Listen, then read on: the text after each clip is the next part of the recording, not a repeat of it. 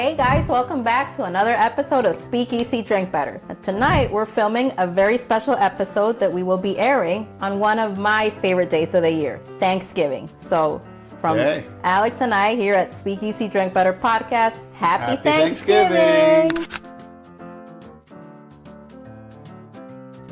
Well, where it is Thanksgiving season, and you're home having that great, beautiful turkey with all those great fixings, watching football, hanging out with your friends, family, just relaxing, sitting back on the lazy boy for a little bit after you stuffed your face. But to go with it all, there's always something else you need. And today we said, hey, to celebrate, what do we want to do? We're going to show you how to pair that turkey, those sides, and those pies. So turkey, sides, and pies. Look at that. Must be the name of an episode. Hey, somebody said. So we've curated this special lineup here of wines to kind of walk you through what goes with what. So I'm going to let Alex, who is our wine expert connoisseur, tell you a little bit more what you want to be pairing with what. Oh, no connoisseur here. Listen, guys, anybody be a connoisseur. If you don't know, ask. Go to your local wine store or somebody you trust and get advice. Listen, there's so much out there. It's complicated. It shouldn't have to be, but listen, we're not all going to be experts, but I'm just going to talk about some of the stuff that we like to drink and things that I feel work well with turkey and everything else that you're having for Thanksgiving. So kind of went through the wine cellar, took out some new stuff, the stuff that we really like, and something else like a little treat over here that we like. Where are we going to start? Well, I think maybe we start with the whites. Let's go with the whites. The white? Okay. The whites, pretty standard. The usuals are going to be there. Your Chard, your Sauvignon Blanc, a Riesling, they're all Pinot Grigio sometimes. All those really fit. I mean, most of these light white wines work well. You're having the turkey. Turkey's a lighter cut of meat, but everything else comes across very fatty. So something, you don't want. Me personally, I'm not going to go to the sweeter Riesling side. I want something that's going to cut some of that. I'm living here. The Sauv Blancs is usually what I like. And those always, they go well. They go well with all the foods. It goes well even with your appetizers. Sometimes, listen. If you're having cheese or, we talk charcuterie. Thanksgiving is not just a meal. It's a marathon. You're sitting there, you're coming together. There's a lot of picking and eating and chatting and this and that. Sauv Blanc works great. It's nice, crisp.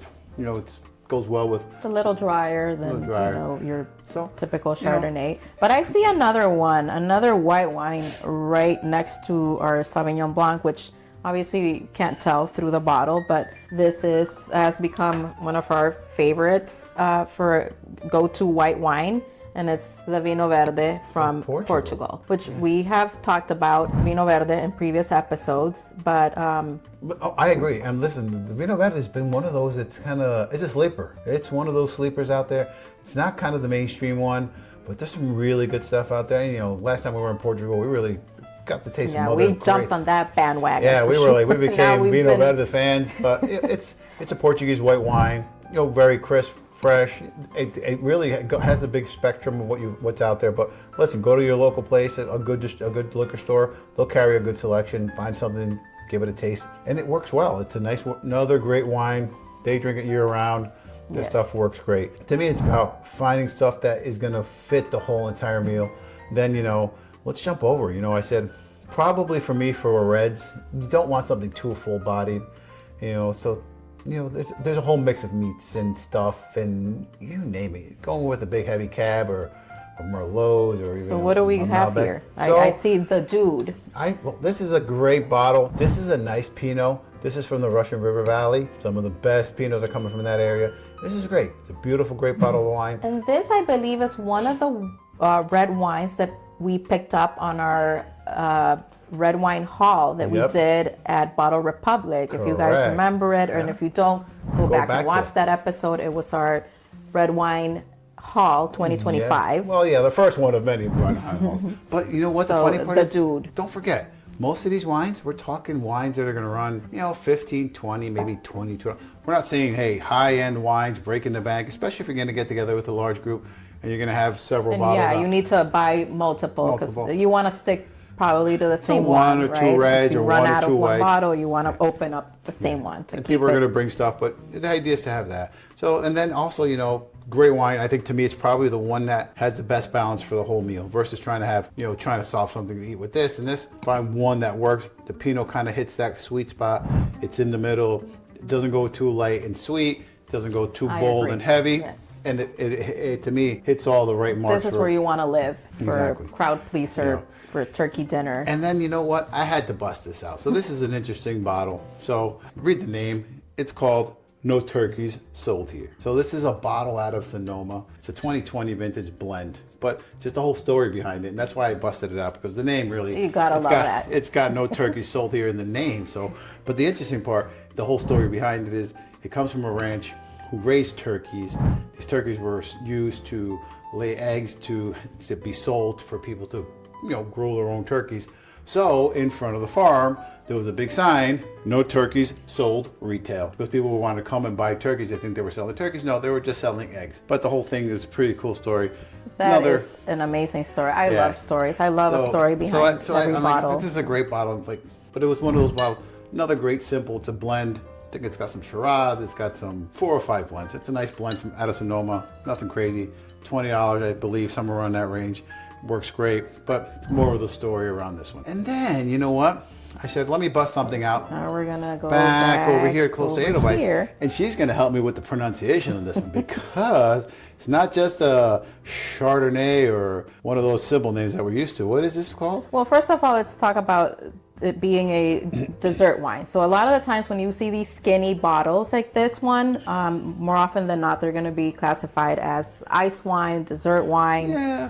A lot of the, I guess, not Rieslings, but in that realm of, flavor profile are going to come in a skinny bottle like this. But this particular grape is a Gewürztraminer. It's a very highly aromatic white wine. And like Edelweiss said, it's a smaller bottle. It's not one of those wines that you're going to be serving yourself full glasses of. Listen, you can actually goes well with turkey. They recommend some of these with turkey, cheeses, and all that stuff. It's a little on the sweeter side. To me, I like it more in that kind of end of dinner. This with a this would be an espresso nice or a piece of cake. After goes great. Dinner wine. It goes down. It has a little thicker texture, I believe, every time we've had it. But it's spectacular. And this one comes from very close to us, right next door. East. Yep, in Long Island. So Long Island has a great wine region. If you guys haven't been up to the North Fork, a chance to go to the North Fork area of Long Island, they're doing some really amazing things there.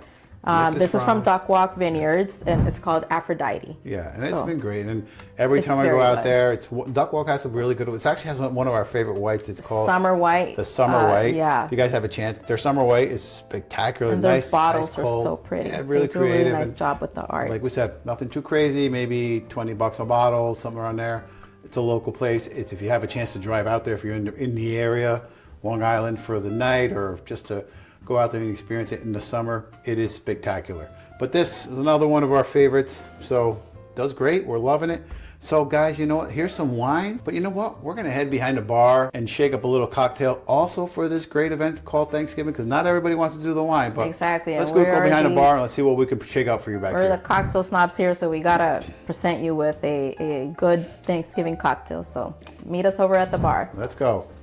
So we're back here at the bar, and I am just gonna sit here and look pretty while I let Alex make us a fall, autumn, Thanksgiving cocktail, AKA an old fashioned with a twist. With a twist, what else would you want to drink? Listen, we love the old fashioned. We do. And there are so many good twists on it out there. But especially this time of year, I feel like you can do so many variations. Yeah. And the bourbon always works great. It's a great base, and the old fashioned has had this great revival, and I think people are really appreciating it. And a lot of it has to do with, you can lighten it up. It doesn't have to be full force, foolproof. There's ways to lighten some of these cocktails up. So listen, we're gonna make one for you today, and it's one of our faves. So very simple. Where are we starting? Bourbon. 2 ounces.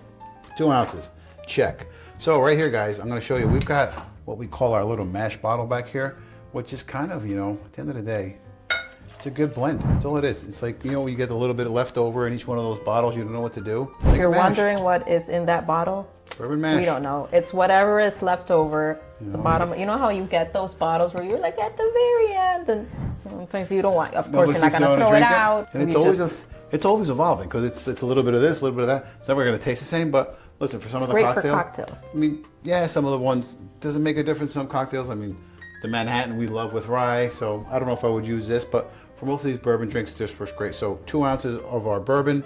We're going to go next. We're going to talk, so we're going to make a maple old fashioned today, cherry maple old fashioned. So we're going to add some maple syrup, but this is not just your normal maple syrup. This is a bourbon barrel aged maple syrup. Comes out of this place called Taconic up in Hudson Valley. Yeah, I talked about it in a previous episode on our cocktail showdown. Again, if you haven't seen that episode, go back and see it. But yeah, just to say that this stuff is really good. It's something you want to invest money in, and like a good maple syrup. It's gone to the end. I guess we got to take a trip up to the Hudson Valley again to get another refill. But this stuff smells like, wow, and you can tell it's the real stuff when you can't get that cap off of it because it's. So we did some about a half a teaspoon of that. Yeah, go light on the maple syrup because unless you like your cocktail more on the sweeter side. That's it. It's what I said before. You can go a little heavier on the maple, even if sometimes, well, we're going to dilute it a little bit now with the ice. So I added a couple, 3 dashes of some cherry bitters. Spiced cherry bitters. So kind of, the spice fall flavor, the cherry pie, all these things we like this time of year. And that's it, guys. Very simple. Super simple. 3 ingredients. Give it a good stir. Got a stirring glass or whatever you got. Listen, if you got your regular glass. And while that is going, we can just throw cubed ice in there. Give it a good stir. You want 10, 20 seconds in there. Put amount of ice. Get it going. And there you go, guys. Get a good chill on it. That's it. Right there. A nice strainer. Pour over the nice cube. Beautiful pour. Liquid gold. And we're not going to do anything crazy fancy today with this one. We're going to go with the most known garnishes that are out there. We'll do orange peel. Gotta have that. And the orange peel just, to me, it just adds, there's a lot of those essential oils that give all that great flavor. So take a nice little piece of peel, nothing fancy. Come over here, we're going to give it a twist. Get those oils. Get it around the edge. Make sure that adds a lot of flavor as you're sipping. Nice little twist there. And our good old friends, you know who these guys are, our favorite maraschino cherries. The Luxardo. Which are the Luxardo, which there's a couple other brands, but Luxardo does a great job. And there you go, guys. Simple, great cocktail. Look at that. Beautiful, nice cube. It'll dilute it a little further. We diluted it quite a bit here in the stir. And there you go. So here you go. Give that a taste. Let us know what you think. All right, guys. While I take a sip of this wonderful maple old fashioned, we're gonna say, as always, drink better responsibly. Happy Thanksgiving. Yeah, happy Thanksgiving, guys. And as always, we want to thank you from the bottom of our hearts for following, subscribing, and watching us. Yeah. So, cheers. Thank you. Good night.